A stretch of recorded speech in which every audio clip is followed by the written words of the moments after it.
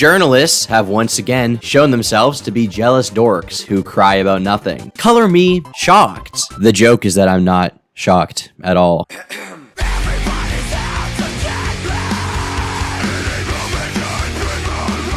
Hello ladies and gentlemen, and welcome back to the Tom Dark channel. I'm your host, Tom Dark. About 2 weeks ago, I posted a video about MrBeast, the cream of the crop on YouTube as of late. Massively successful, extremely popular. We all know who he is. And he posted a video recently about Squid Game, which at the time was riling up a few individuals over on Twitter. Actually, I think when I made the video, MrBeast's upload hadn't even come out. People were just mad about the previews of the video and the very idea of it, right? They were saying that he didn't understand Squid Game. He should have used the budget for that video to donate to charity or something like that. And enough people were saying things like this that larger channels like Scarce covered the story as well. It was the talk of the town, so to speak. Because they are saying here that he has spent way too much money making this set when he could have given that money away. One person tweeted out saying, "Hot take, but I feel once you reach this level of wealth, maybe you should be using said wealth to benefit the impoverished and not use it to recreate a show that is a direct critique of the exact thing being done here, but hey, that's just me." So he's saying because of the premise of the Squid Game show, this is messed up and that he should not be spending so much money and that he could be giving his money. You know, Scarce actually does good news videos. Guy does not get enough credit. Really wish he uploaded more. Anyway, well now, MrBeast's video has come out. It's been a week since its release and the video already has almost 150 million views. Absolutely insane numbers, even for him. It's like triple his last few videos on his channel. Fucking unreal how much attention this video is getting, like holy shit. Every single set from Squid Game in real life, and whichever one of these 456 people survives the longest wins 456 grand. Part of the interest is, no doubt, skiing in the wake of Squid Game's massive popularity. But don't discount the desire to watch people try to win money, and MrBeast's massive built-in audience. MrBeast has made a name for himself through outlandish stunts and giving away cash, which is exactly what this is. So, good for him. The video didn't really get me going personally, right? It's not really my kind of video, but I get why it's popular, right? It's kind of a fun video. Even at the massive stage that it's at now, like, it deserves the attention that it's getting. I'm glad that a YouTuber is getting this many views, this much, media attention. I think MrBeast is a pretty cool guy. I'm very glad to see that the content creation industry online is so big, and I'm especially glad that the person at the top right now isn't some like cringy late night host or anyone mainstream, right? It's this kid, it's this guy who started making YouTube videos in his bedroom and is now the biggest thing on the fucking planet. I shed a tear today for MrBeast, all right? Thank you for making us proud. From one YouTuber who has like 40,000 36,000 subscribers or something, to another YouTuber with 80 million. You know, me and you, MrBeast, we're on the same level. We relate a lot. We have a lot of the same struggles, and I respect you.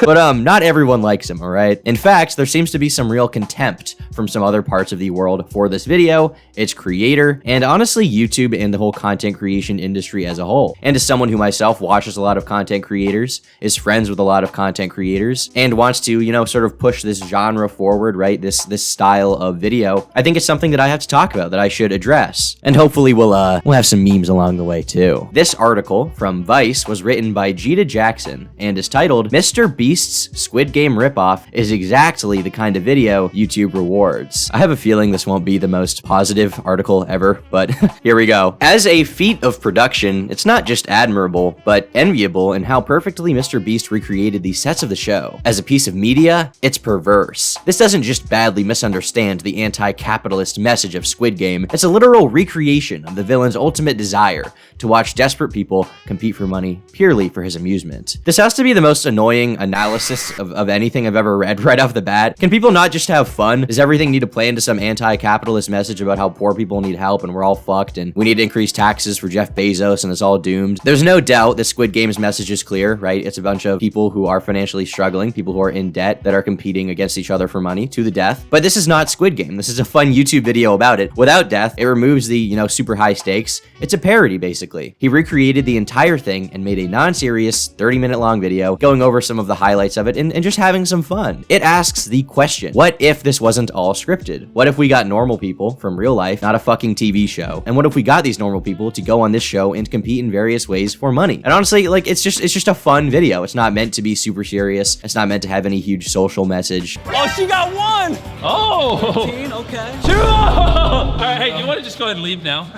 Everyone has a vest with numbers. Let's go to Glass Bridge. It takes a few elements of the bare bones concept of Squid Game and it turns it into a fun, lighthearted video that anyone can enjoy. It intentionally is missing the message because it is not a think piece. You're not making some grand observation by being like, man, this really removed the anti-capitalist messaging. Yeah, next you're gonna tell me that Mario Kart doesn't have a clear political message. Like, I honestly don't give a shit. You're not saying anything profound. And it's especially not perverse. Like, what are you trying to imply with that kind of wording? In MrBeast's version of Squid Game's marble game, the YouTuber's research team even paired up best friends in an effort to emulate the tragic stakes of the original show. When the top 6 are asked what they'd do with the prize money, 2 of them say they would give it to their families. More than just bizarre, MrBeast's Squid Game highlights a fundamental problem of YouTube. There is no shortage of people who can make original content and art and put it online, but the internet is dominated instead by people who can take advantage of existing properties and fan bases. This is a particular problem on YouTube, where people film themselves literally reacting to things or laughing at other people's memes and making a lot of money off of it. This video is no different from those. This I find like particularly insulting. I didn't expect to really like, I don't know, I thought I'd go into this article and just laugh at it, but like, I'm not gonna lie, I'm a little pissed off because this is so fucking dumb. This guy, right, MrBeast, goes out and spends half a year recreating entire sets for a show in an extremely high budget video,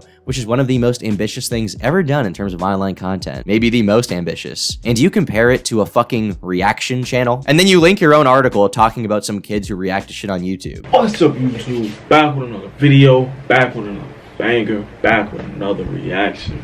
This is what you think is comparable to the Squid Game video, really?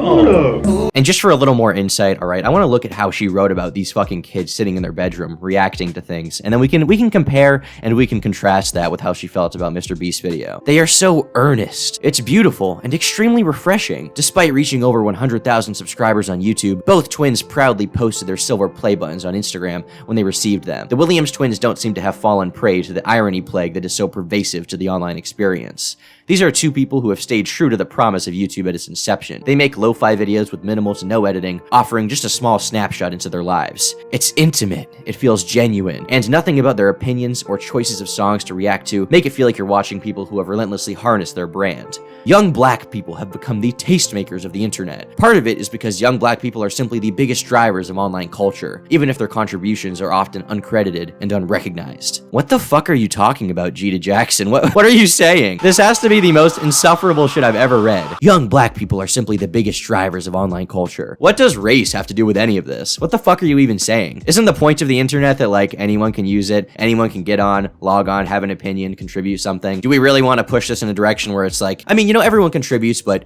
young black people are really the ones contributing to online culture? No, shut the fuck up. Is this a racial thing? Do you not like MrBeast because he's a straight white dude or something? Like, I'm not getting great vibes from any of this article, honestly. More than just bizarre, MrBeast's Squid Game highlights a fundamental problem of YouTube. There's no shortage of people who make original content and put it online, but the internet is dominated instead by people who can take advantage of existing properties and fan bases. People literally film themselves reacting to things. I'm sorry I had to read that quote again, but I just want to solidify like how ironic this is. Motherfucker, you are writing an article about something that has nothing to do with you. Your entire art is writing about things that you yourself have no place in. Like, you had no involvement in this video, you had no involvement in Squid Game, you are merely some person on the sidelines talking about it. I mean, you're a journalist, what the fuck are you doing? This guy goes out and spends millions recreating a TV show set with real people involved, produces the entire thing with a team of people, gets 100 million views, super successful, trending page on YouTube. What the fuck are you doing? Sitting in a shitty apartment complaining about things being derivative while like writing an article? What you do is more derivative than what MrBeast did. You're writing an article about a video which is about a TV show, and you didn't even leave your chair to do it. And I'm sure you got paid to write this article. I mean, you write for Vice, you're a journalist. Guess that also means that you're profiting off of Squid Game, doesn't it? Just in a way that you can be dishonest about it and pretend to be above everything and criticize others. This video is no different from those. It owes a debt to Huang's show in every respect. Despite being original content from a popular content creator,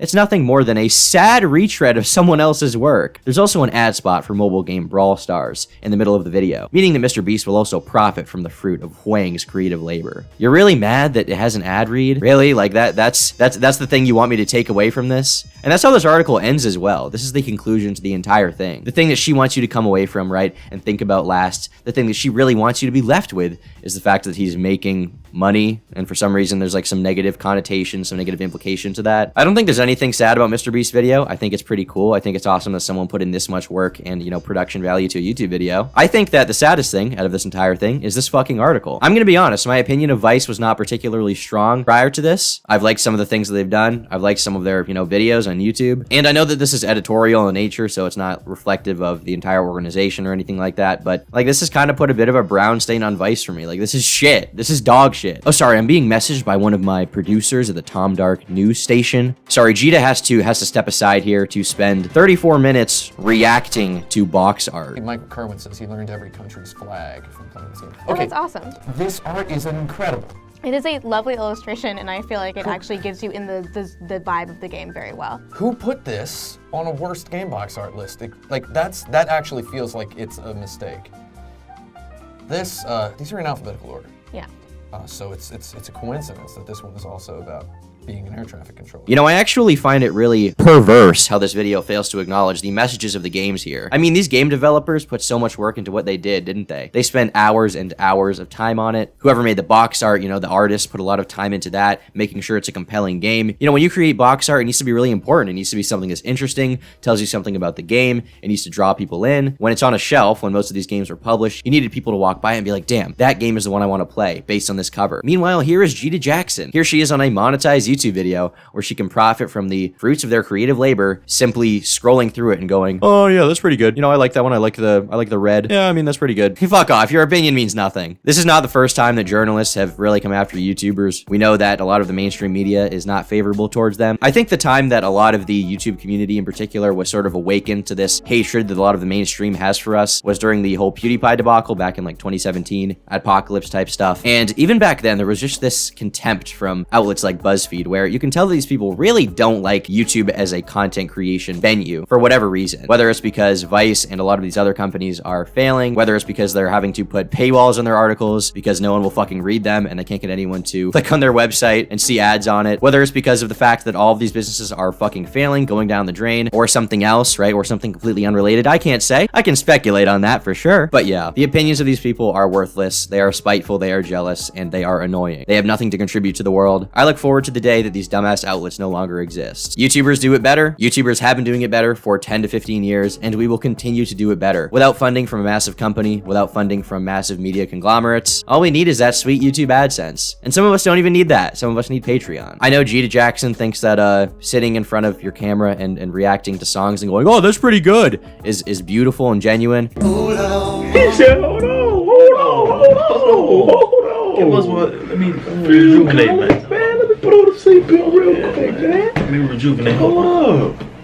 Hold on. He said, hold on, I'm holding on, all right. What I think is beautiful and genuine is a world of content creators making what they want for people who want to watch them. Okay, no more gay shit. Time to wrap up the video. So yeah, good for MrBeast. Glad that his video succeeded, and I'm glad that it pissed some losers off. Now, if you'd excuse me, I'm going to go watch that video again to give him some ad revenue while I sip on a monster and jerk my dick. Jerking my dick is unrelated. The video does not turn me on. I'm simply doing it as a pastime. I appreciate that you guys watched the video all the way to the end while I profited from some of these guys' creative labor. Like the video if you liked it, dislike the video if you disliked it, and I will see you all in the next one. Bye.